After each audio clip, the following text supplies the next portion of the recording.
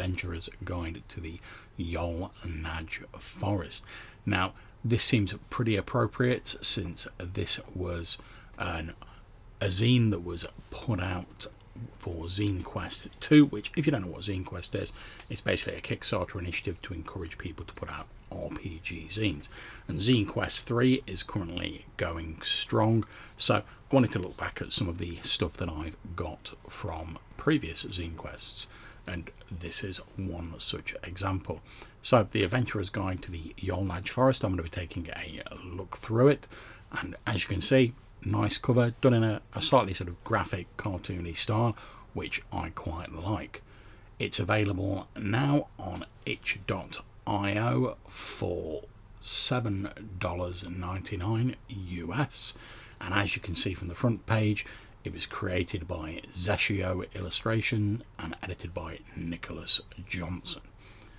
So let's move on to the table of contents and on to the first sort of pages that you get, where you get this nice sort of double page map, which obviously I'm sort of looking at the PDF version here, but it's actually across a double page spread in the print version, which is quite nice. You can see there in the top left we've got the Crystal Crevice, the Old Wood, and on the facing page we have the Vatari Caverns, the Yol'Najj Jungle, the Mycon Swamps, so hopefully we're going to be getting some Mushroom Man action, which as a fan of the OSR, I'm all for that.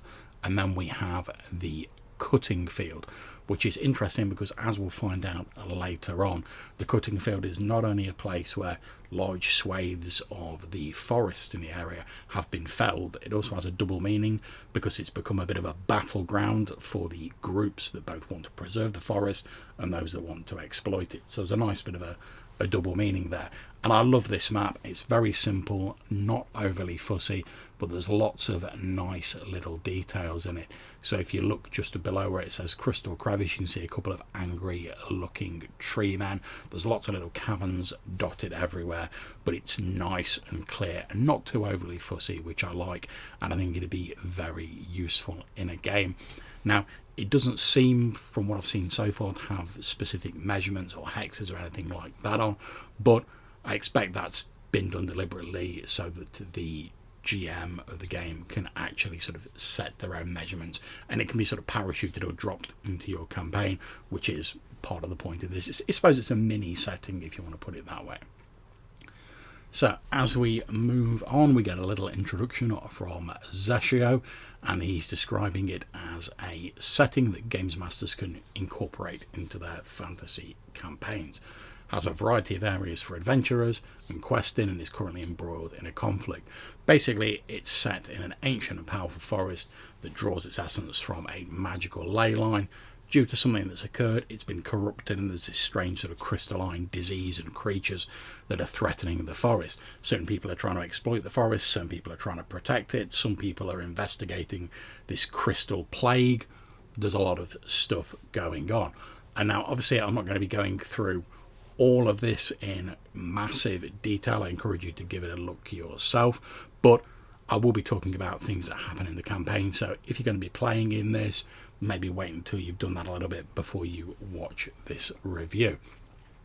Now, we have an interesting section next called the Changing Forest, which talks about how the players and their characters' actions should have an effect on the overall sort of feeling and the sort of progression of the forest.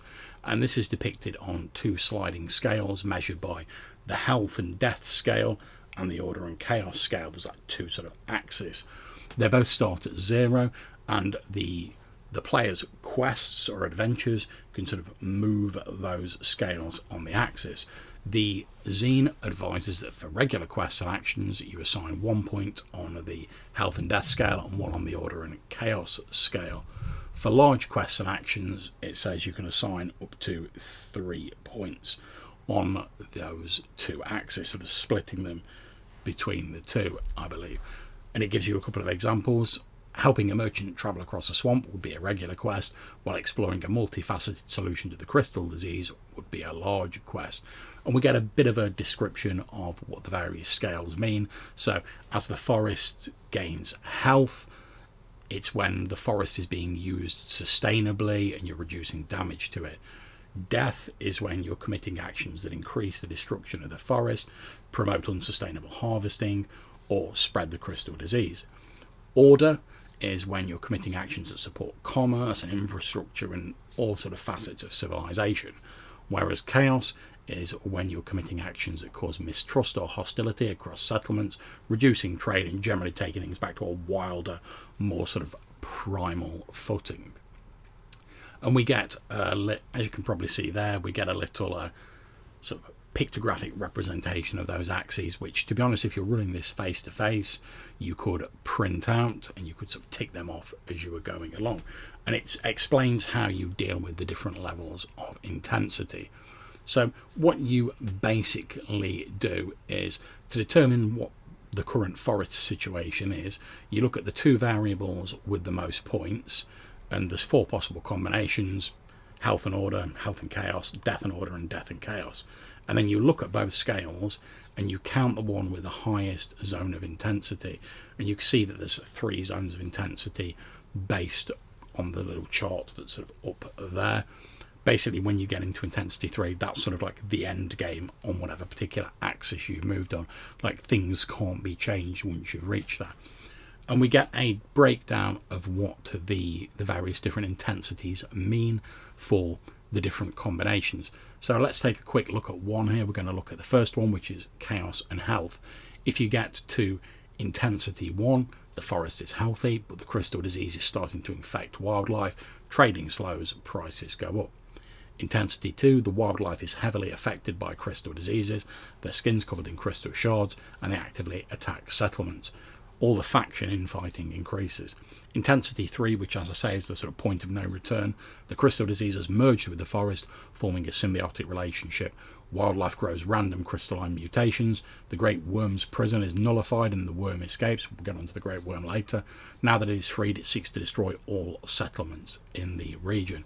So, pretty heavy stuff. But I do like the fact that the outcomes of the players adventuring have an effect on the sort of gaming area as it is, and you get some sort of tangible ideas as to what you can do as these changes start to take place, like the prices going up, for instance. Now, that might not seem a big thing in the grand scheme of things, but it's going to affect player characters. They have to buy equipment and such like, so it's going to have an effect on the players. We then get a list of factions, and these are mostly linked to one of those sort of axes that we're talking about. Some of them are linked to a couple, like we've got the Dolari Federation, Death and Order. They're a series of settlements and city-states that come together for mutual aid and defence, and they are all about exploiting that forest, making more room for farmland, stuff like that. So hence Order, because they're trying to civilise themselves and civilise the area, and Death, because they're not farming forests sustainably, they're just all in it for what they can get. And we also get other factions which only have one particular association. So we get New Barrel, which is associated with Order, and the leaders of New Barrel are primarily focused on rebuilding their mountain city, creating a welcoming place for any willing to lend a hand or provide a service. So they're not so involved in the destruction of the forest or anything like that, because it's a mountain city, but they are aligned with Order because they're trying to increase their civilization and raise up their fortress back to its former glory. But I do like the fact that we don't have factions associated with everything, because I think if it was very symmetrical it would seem quite artificial, whereas there's a nice smattering and a distribution of factions here that would allow you to sort of create conflict and sort of infighting and stuff like that, which could make for a really interesting game. And also, because of we've got those 2 axes which tell us how the forest's doing, you can sort of use those to sort of judge which factions are in ascendance. So if Order's very high, the factions that favour Order are probably doing pretty well, although you can tweak that as per your game. But it's a nice easy way of keeping track of that without having to expend too much brain power on it or having like really complicated subsystems to deal with it. The next section is the cutting field, and it's a section of southeastern Yol'Najj forest. A lot of it's been felled and sort of cut down by like the Dalari Federation and people like that. But the inhabitants of the forest, represented by the Stone Branch Coalition, are now starting to fight back, and skirmishes have broken out between these opposing forces, making the area not just a cutting field, as I said earlier, because of the forest being cut down, but also because it's a battleground between these opposing forces. We are told that there's small clusters of settlements dotting the area and a heavy line of Dalari merchant wagons taking wood and other resources through the Mycon swamp to the Federation, which is sort of off map.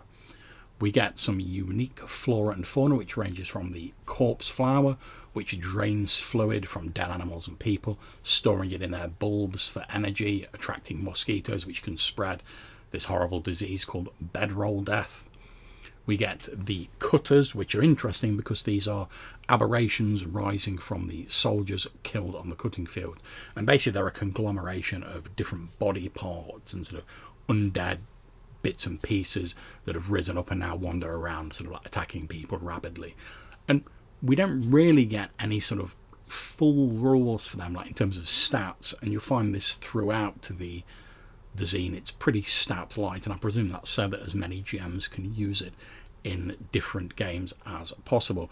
We do get a bit of a random table here, and I'm a sucker for random tables, which allows you to roll to see like how many arms, legs and heads a particular cutter has got and how many weapons they are holding, which is a very interesting thing. And although there's not really any sort of hard stats for this, I don't think it'd be difficult to come up with. I mean, if I was doing it for like D&D, I'd just take like a skeleton or a zombie, stick some heavy armor on it, since it says that all the cutters are heavily armored because they were like soldiers in life, and then you can just tweak those stats based on what you roll on that random table there. As we move on, we get a few characters related to the particular area. We get Throck Rockface, a hill giant chieftain who has united the Stone Branch Coalition, this disparate group of defenders of the forest, to strike out against the Dalari Federation. We have Tula, a great druid who only appears in the shape of an owl bear, who wants to transform the Stone Branch Coalition into a positive force, something that rather than just attacking people, they're actually doing a good for the forest. And finally we have Asura Stoneblood, who it doesn't specifically say, but she's got big horns. I'm guessing it's some sort of tiefling. She is the leader of a mercenary company called the Black Bulwark, who has been sort of hired to guard the area and try and like ensure that these combats don't spill out of control and wreck all the attempts at civilization in the area. After this, we get a number of random tables which provide quests, and you roll twice on the table and it tells you what the issue or the problem is, and then it tells you what the problem's with, effectively. So if you were going to do a Dalari administrator quest, you might find that the issue is missing animals, and the problem is with Dalari settlers. So maybe like the pets or the domestic animals of the Dalari settlers are going missing. The administrator wants you to find out what's going on. You also get a little table for complications. So maybe there's some hidden enemies involved, or maybe the whole thing is a trap deliberately designed to draw people out. And it doesn't go into a lot more detail. It's mainly there as a sort of idea generator that you can then sort of hang like full quests and missions around. But I quite like the idea they're at least giving you some ideas with regards to that, rather than just leaving you to come up with it entirely yourself. And certainly for me, because I'm a big fan of hex crawl games, I really like the sort of random vibe you get from this book, and we'll find more of these random quest generators throughout. So then we move on to the Mycon Swamp, and I'm looking forward to this because I love me some mushroom, and of course I do. I'm an OSR player, of course I like mushrooms. Then we're finding out in this that it follows a very similar format to the previous one. We get a brief description at the start of this lowland area east of the Yol'Najj Mountains, where runoff from regional rivers is made into this swampy sort of morass, and large bulbous mushrooms grow there. Wagons regularly move through it, carrying harvested timber from the cutting field to the Dalari Federation east of the mountains. And we told a little bit about it, makeshift roads, etc., but there's lots of untamed swamp that is quite perilous. Again, we get unique flora and fauna. We get troads, which are vile, dangerous creatures with thick, slimy bodies and webbed feet who prey on people going through the area. Now, although it doesn't specifically say what these are, the sort of pictures of them later on lead me to believe they're a sort of lizard man, so you could easily use lizard man stats for it. We then get crystal crocs, crocodiles and alligators that have been infected by this crystal disease that makes them more aggressive. They have like crystalline sort of speared tails and like nodes growing on them. You could easily use like giant crocodile or alligator stats for that, not a problem, but it gives that interesting little twist that it's linked to the crystal disease. We get the tentar slug, the puff shroom and the chandelier cap, which are smaller animals and flora that grows throughout the area. Then, as previously, we get a few characters that dwell in the area. We get Slisek, who is a Troad Alpha. And again, this is the picture which made me think, yeah, they're probably a lizard man. Because, let's face it, if you look at that there, it looks like a lizard man. Slisek commands fellow Troads and has been responsible for organising raids on caravans. That's why they've become more pragmatic recently. We have just there, we have Victoria Salavita, who is a mushroom-clad trader, someone who's like an alchemist and a botanist who's spent a lot of her time trying to understand the Mycon swamp and the various sort of flora and fauna that dwell within it. And finally, we have Zella Illustra, who is a powerful hedge witch who's lived in the swamp for years, well-respected healer and ritualist in the area.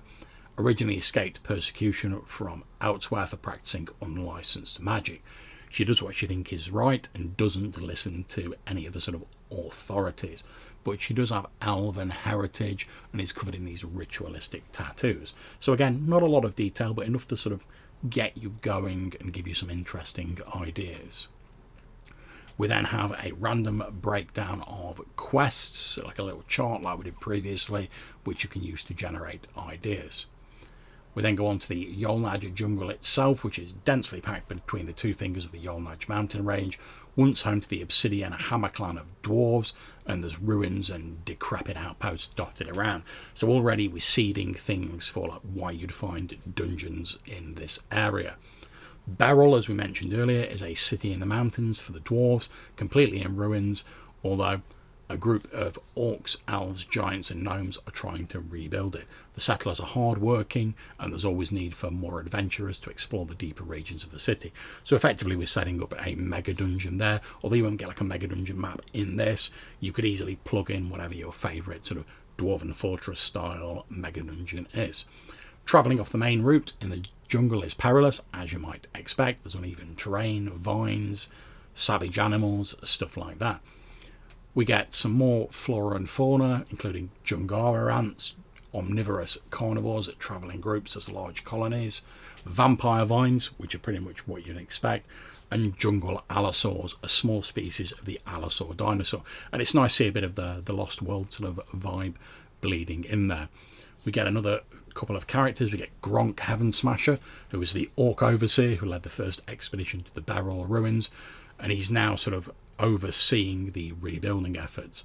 And we get Nyla Wunderwrencher down there at the bottom, who is a gnome industrialist, and she's basically the person who's responsible for all the sort of construction efforts and stuff like that that are taking place in Beryl at the minute.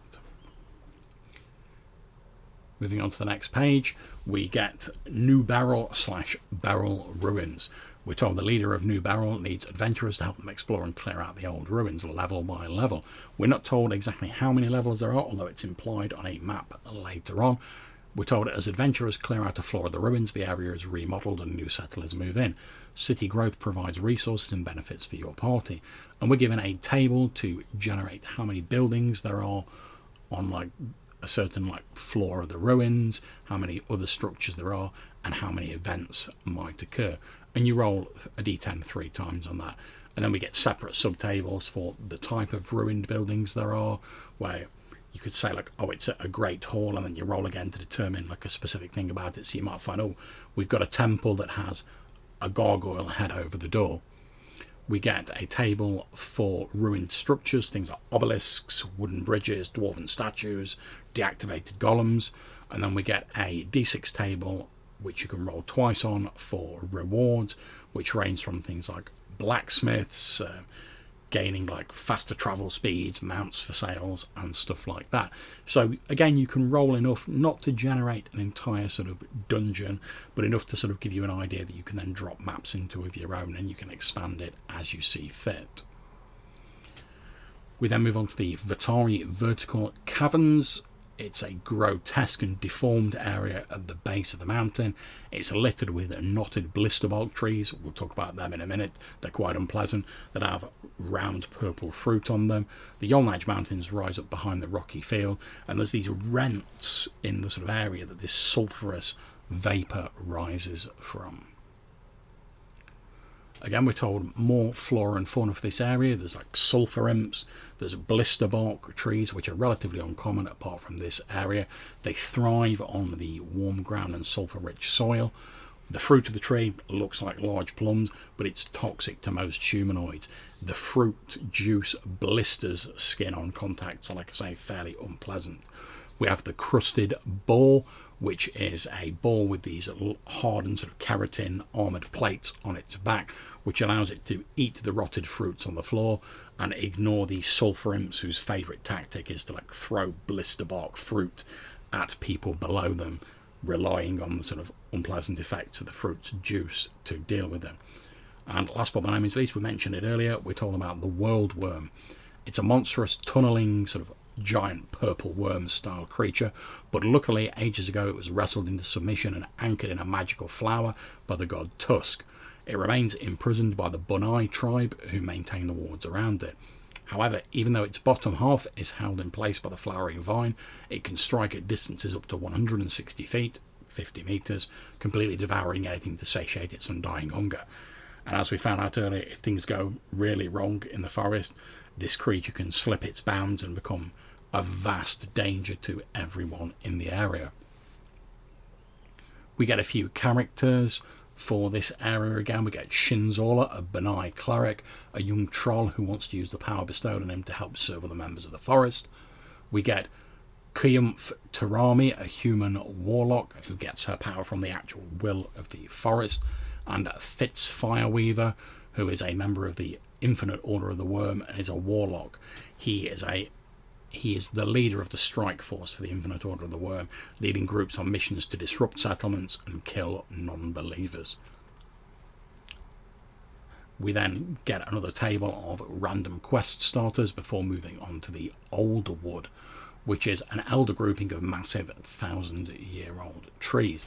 And as people enter this, these trees are so old that they actually whisper their memories and tales of past civilizations to people sort of telepathically in their minds, it seems to be. And a lot of people can't handle that. However, we're told there are groups of scholars regularly travelling here, attempting to gain insight from the whispering of the trees. We get some flora and fauna again, and then we get an events and encounters table, D20, where we're told that you can see everything from black foxes to groups of shards jutting from the ground.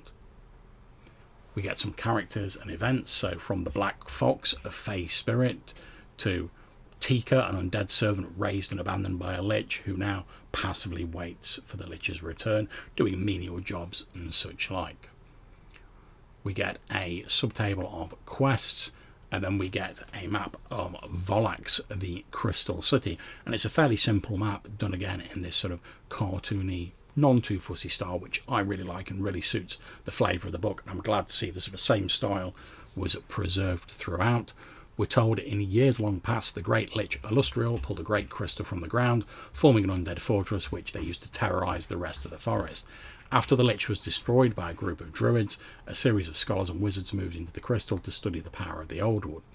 And we get a breakdown of the locations. It's not a massively detailed map, but again, it's enough to get you going, and you could fill in the rest yourself. We get a further detailed map from a sort of side view of Volax Fortress. Now, I would have liked to have seen a more sort of top-down traditional D&D map for this, but I know there's limitations on page count for Zinequest, so perhaps they couldn't do that. And this is a nice starting point again, and it's all done in this lovely sort of cartoon, very colourful style. We then get details on the crystal crevice, which is ground zero for the crystal explosion and the sort of epicenter of this crystal disease. And we're told that the true answer to the crystal disease lies within the crevice itself. The grove south of the crevice is especially dangerous, as the treants in the area, the popnut treants as they're called, have been corrupted, and they have shards of crystal sticking out of them. We get some unique flora and fauna again, and some, again, very simple designs for sort of designing crystallids, these creatures that are spawned from the crystals. And again, there's not really any specific sort of stats for them, but you can sort of intuit them yourself. It wouldn't be difficult to take an ogre or a troll or something and use that, or an orc, and use those sort of roll tables to expand on them and just reskin them a little bit. So I don't think that's a major problem or omission from it. We're told that we're given a table for the crystal disease, where you can actually roll on this to determine like what's causing the disease, and sort of chambers in the crystal crevice and stuff like that. And I like the fact that it doesn't have just one set sort of cause for it, so it could be different for different people's games, which gives this supplement a lot of sort of a replay value.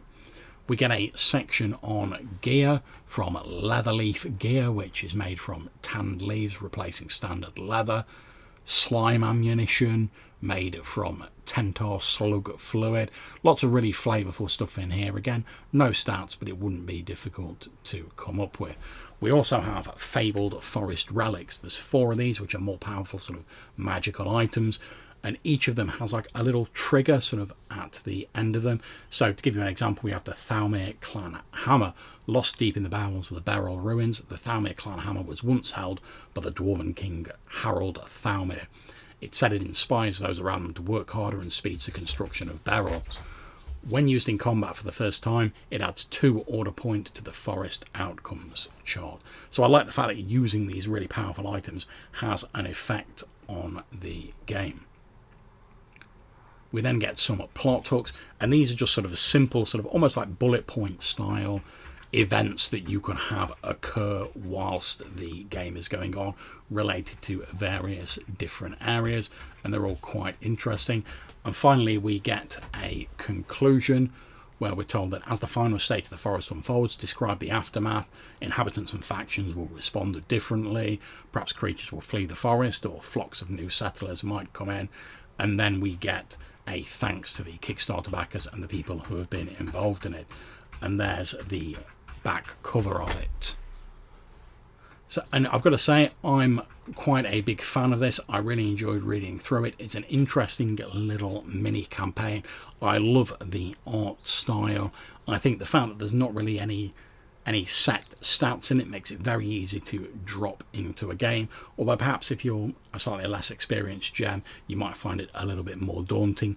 But it's really not. You just mostly you just pick like a creature and tweak the stats slightly, or even just use the same stats and just like reskin it.